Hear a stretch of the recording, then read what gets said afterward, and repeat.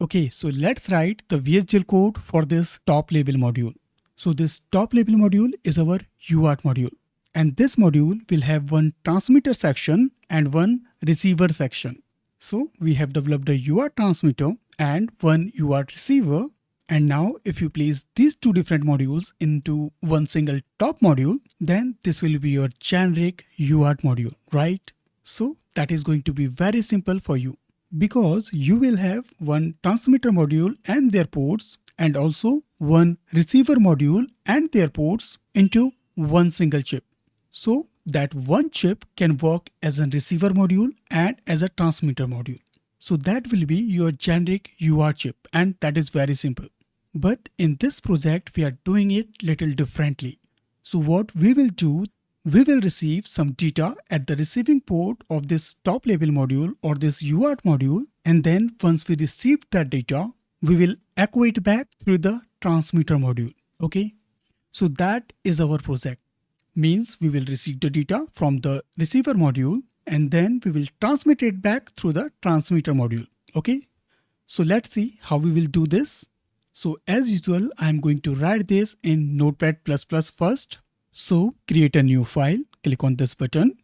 Now first we will save this file. So click on File and Save As. Now go to the UART project folder. Now select the source folder because this is our design file. So that will be VHDL, means Basic Hardware Description Language. Select this. Now we will give it some name. For example, this module name is UART module, right? Now click on Save. Now what I will do, that I will go to this UART receiver module and I will copy its library declaration and entity declaration so that I don't need to write these two things here. So this is our library declaration and this is entity declaration. So first let's change the entity name. For example, this is UART underscore module this time, right? Now copy this. Okay, so this is AND entity. We will use this UART module here. Now write the architecture body first. So architecture behave of this UART module is, now begin and in the last and behave, right? So this is our architecture body. Now in this entity module, we have this generic section. And because this is our top level module, so we will define all the basic generics and we will also give their values here as well, because this is our top level module and there is nothing higher than this module for this project, right? So suppose my first generic is data width and that is integer type, and I'm saying that the data width is 8-bit. Next is system clock frequency, that is again integer type, and I am going to use 50 megahertz of clock frequency. So write it 50 megahertz. And we will also use baud rate. So this is integer type and the baud rate will be 115200. Okay, so I think these three generics are enough at the moment. If we need more, then we will define them later. Okay, now coming to this port section. So we will need this clock and reset as an input port. So let's leave them. Okay, and now let's define the other input output ports, right? So what this module will do, that it will receive the data bits one by one on the receiving port. So we will have one input. Let's give it some name. Suppose this input is RS232 receive pin. So let's say RX pin. Okay, so this is our input and a steady logic type. And once we receive it, we will send it back through the transmitter module, right? So we will have one output pin. So let's copy this and let's paste it here. So this will be our transmitter pin and the direction will be out because this is output type. Let's remove the semicolon because we are not needing any other input output ports here. Okay, because everything else will be handled by internal signal. So there is no port for parallel data because we will process it internally. Also, we will handle the other important ports. For example, start signal, ready signal, interrupt request and interrupt request clear. So let's see how we will do that. So for this top level module, we are going to use UART transmitter and UART receiver module, right? So first we will declare these two modules as a component in this module, right? So what I will do, that I will go to this UART transmitter module. Okay, so this is test bench. So I will go to this UART transmitter module and what I will do, that I will copy this entity section and then I will paste it into our top level module as a component. Okay, so this is our UART transmitter module.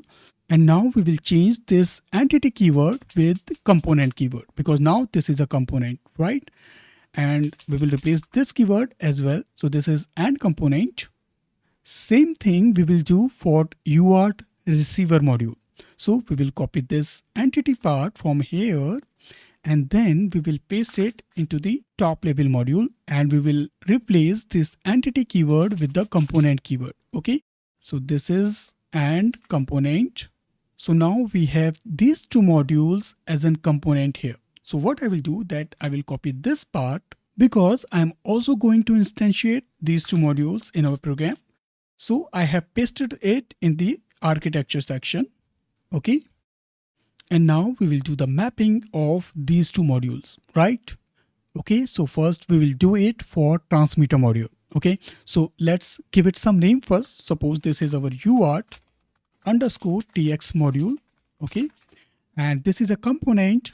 Now remove this is keyword because we do not need this. Now generic map. Okay, so let's map the generics. So we have these three generics here in this program. So let's see this TX underscore data width is our TX underscore data width. Oh, sorry, because the generics is data width for this module. So this TX data width will be mapped to this data width here. Next is system clock frequency. So let's see what it is. So this is system clock frequency. Let's paste it as well. So this TX underscore system clock frequency will be mapped to this system clock frequency. Now this TX underscore baud rate. So let's copy this and paste it here. So this is our generic mapping. Let's add the comma here because we have missed it, and let's remove the semicolon from here. Now this is the time for port mapping. So we have these two standard ports, that is clock and reset. So clock will be connected to clock and reset will be connected to reset, right? Now TX start. So let's say we are having one internal signal, that is TX start, and I'm connecting this with this internal signal. Okay. And after some time, we will also declare it. So I'm just marking it so that I remember that we need to declare this TX underscore start as a signal later. Okay, so we will declare it later. Now we have this TX underscore D in. So this is parallel data that is received at the receiver module, right? So let's leave it blank at the moment and we will do it after some time when we know that what data is receiving. Okay. Now next is TX underscore D out. So this is our output pin. So this will be connected with our output port of this module. And the output port is this RS232_TX pin. So this will be connected to this pin. And this TX_ready. So let's create another signal that is TX_ready. And I'm saying that this TX ready is connected to this TX ready. Okay. Now we will declare it as well little later. So that's complete our UART transmitter module, except this D input. We will declare it little later, or we can map it little later. Okay, so let's use the comma here because that will give the syntax here. And now let's remove this AND component part because we do not need this. And now let's map the UART receiver module. So first let's give it some name. Suppose this is UART_RX module. Okay. And this is a component of UART RX. Now give the generic map. So let's give it. So we have this data width. So I will copy this and let's map this data width with the data width. And now we will use this system clock frequency for this system clock frequency. And we will use this baud rate as an baud rate for the receiver as well. Okay. So that's complete our generic mapping. And now let's remove this semicolon from here and we will start port mapping. So let's create the port mapping for this receiver module as well.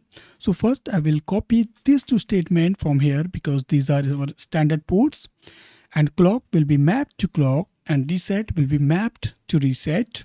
And now we have 4 more signals to map. Okay. So let's see how to map them. Okay.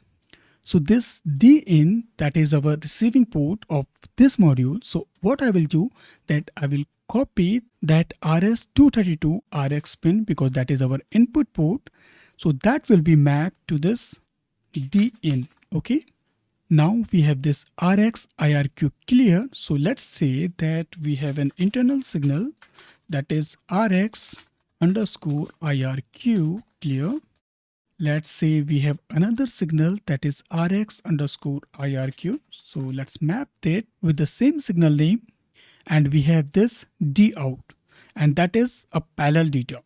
So whatever data that will received at this point, and because this is a 1-bit data, so we will get all the bits one by one, and then this module will convert that data or these individual bits and it will convert it into a parallel data. Right, that this RX module will going to do. Okay, so let's say we receive some data and give it some name. So this is suppose receive data. So that is our internal signal where we will store our 8-bit captured data at the receiver port or at the receiver module. Okay, now let's remove this comma because that is our last port of this module and we are going to declare this later as well. So let's mark it as declare it. And this is vector type. Okay. In this project now, because we are sending the same data, whatever the data we are receiving at this port means at the receiver module, we are sending the same data back through the transmitter module. So this data RX_data that we have received at this receiver module, that will be transmitted back through this transmitter module. So this data will be act as an input data for this transmitter module, right? And again, this is a vector data type. So what I will do, that I will map this TX_D in with the RX_data. Make sense? Now, if you think, then there is a very easy way of writing this module. Can you guess what it is? So let me quickly brief that what we are going to do in this project. Might be that can help understanding this thing. So what I said, that whatever the data we are getting at the receiver port, we are going to transmit it back through the transmitter module, right? So what you can do, that you can write one single statement that your transmitter data. So what is our transmitter bit or transmitter port? So this is our transmitter port. So this transmitter port will be or will get the value of your receiver port. So whatever data is received here at this pin, immediately that particular bit will be sent back to this transmitter pin. Okay. But we are not doing this because what I want that I wanted to capture all the 8 bits at the receiver module, and once we captured our data, that is a 8-bit data, then only we are going to transmit it back. Okay, so first we will capture the 8-bit data, and after that we will pass the data to the transmitter module, and we will ask transmitter to start transmission. Okay, so we will not follow this easy way here.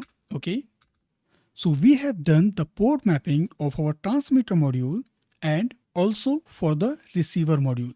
Okay, so we do not need this AND component section here because that will give the syntax error. So I will remove it.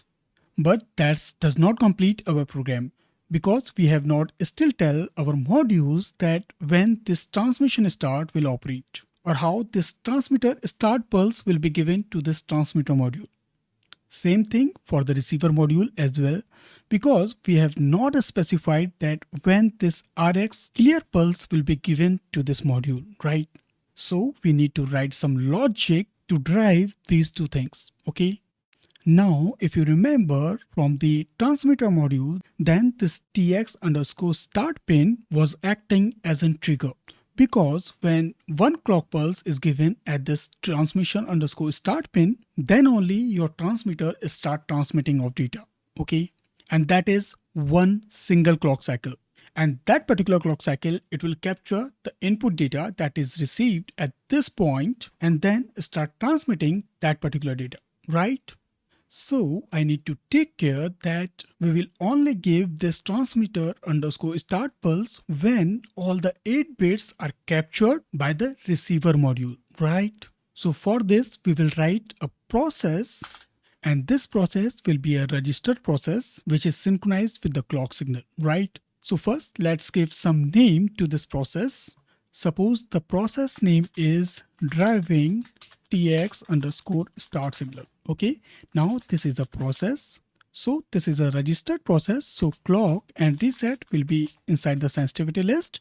Now begin and end process. Okay, so let's write the structure first. So if reset is equals to 1, then do something. Else if at the rising edge of clock, then do something. And if so, what I will do here that I will use a finite state machines to drive this TX underscore start signal. Okay.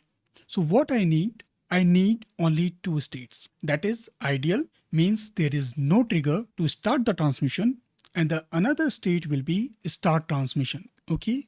So first we will declare a data type for this state machine and also one signal for that custom data type. Okay. So let's go to this section between the architecture and begin keyword, and let's declare the data type first. So write type state is ideal, and the another state will be start transmission. So let's give it some name. Let's give it start transmission itself. So start transmission, right? Semicolon. And now we will declare one signal for this data type. So signal current state, so C state, and that is state type. Okay. Now because we are declaring signals, so let's declare other signals as well. So we have this signal TX underscore start. So let's copy this, and this is std underscore logic type. Okay. Now let's make it little clear so that it is easy to read. Now I will copy this signal and I will paste it because we are needing more signals. For example, this TX underscore ready. Okay. So let's define this TX underscore ready. That is again std logic type. We also have this RX underscore data. So let's define this RX underscore data, and this is std logic vector type, and the data width will be this data width -1 down to 0. Okay, so that's good. Okay, let's see if we have anything else. Yeah, so we have these two signals as well. So we have this RX IRQ. So let's declare this as well. Okay, so let's copy this and paste it here. And this is our RX underscore IRQ. Okay, we have one more. So let's paste it. And this is our RX IRQ underscore clear, right? Okay, so we have declared all the signals we have used in this program till the time, and also we have declared one data type, and we have also defined one signal for that custom data type. Okay, so we are going to use this custom data type in this state machine. Okay, so let's define that what will happen at the rising edge of clock. So remember what we are doing here. So we are driving this transmitter underscore start signal, right? And this pulse need to be given when we are going to trigger our transmitter module, right? Until that time, we must receive the 8-bit data at the receiver module, okay? So if you look at this receiver module, we have one signal here that is RX underscore IRQ.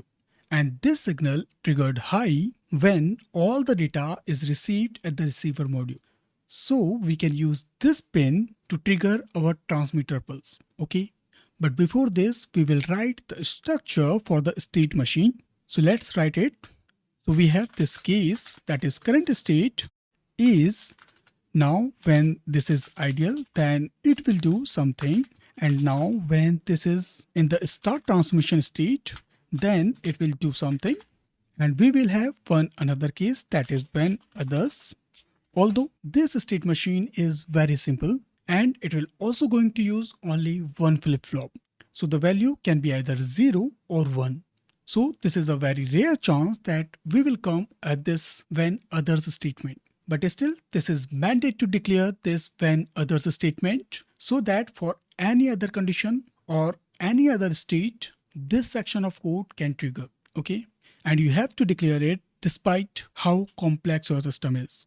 So this section is here when others, and it will do something when this case, and in the last we will AND this case statement with the AND case. Okay.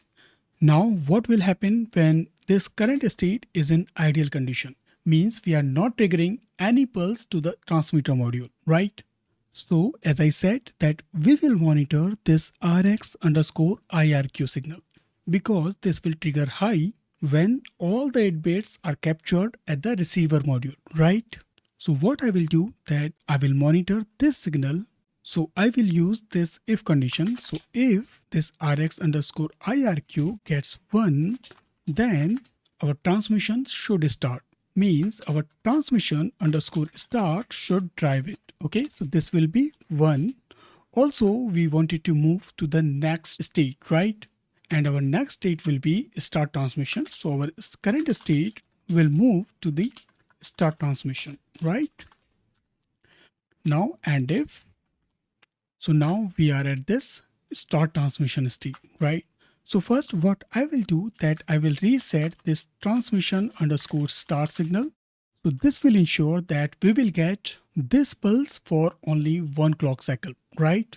And also once I am here, my current state will also change to the ideal because I only want 1 pulse at this transmitter underscore start signal. Okay. So this will ensure that only 1 clock cycle is given. But we have one problem here that what will happen when this RX underscore IRQ signal is triggered, but our transmitter module is still busy in transmitting the previous data because your receiver module can receive data at any point of time. And there is a possibility that when we capture all the 8 bits and when this IRQ signal is triggered or asserted, and that time our transmitter module is already transmitting some data. So that can create some problem, right? So we also need to think on that perspective. So how we will solve this problem that if we look at the transmitter module, so this is our transmitter module. And here we have one output port that is transmitter ready. And if you remember, this TX underscore ready port is high when there is no data transmission is happening. And when some data transmission is happening, then this port gets low. So that tells that when the transmitter module is busy in transmitting data and when it is an idle state, right? So when this port is high, this means that our transmitter is ready to transmit a new data. Means currently it is in idle state, right?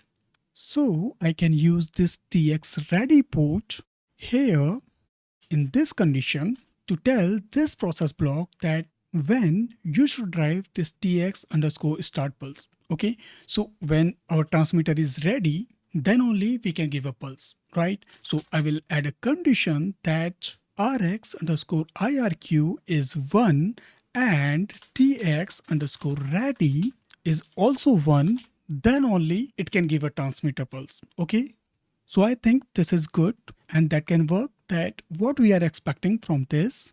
So let's define that what will happen at this when other condition. So what I want that any other condition, I will move to this ideal state. Okay. And also that will be our reset condition as well. So when the reset will be applied, we will be at ideal state. And also, I don't want to send any start pulse when the reset signal is given or reset signal is asserted. Okay, so that's good. And now we have only one thing to drive, and that is for the receiver module, and that is RX underscore IRQ clear. Okay. And for this project, when we are echoing back our received data, we can drive this with this TX underscore start signal, right? Because when we receive all the 8 bits at the receiver module, then this RX underscore IRQ signal will be triggered. And to clear this interrupt request, we are sending this clear signal, right?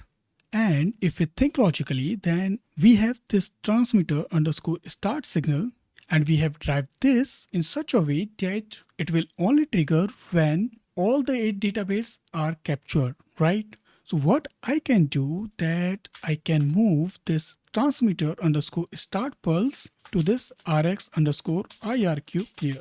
Okay. So this clear interrupt request clear will get the value of TX underscore start, right? And hopefully that solves our requirement. Okay.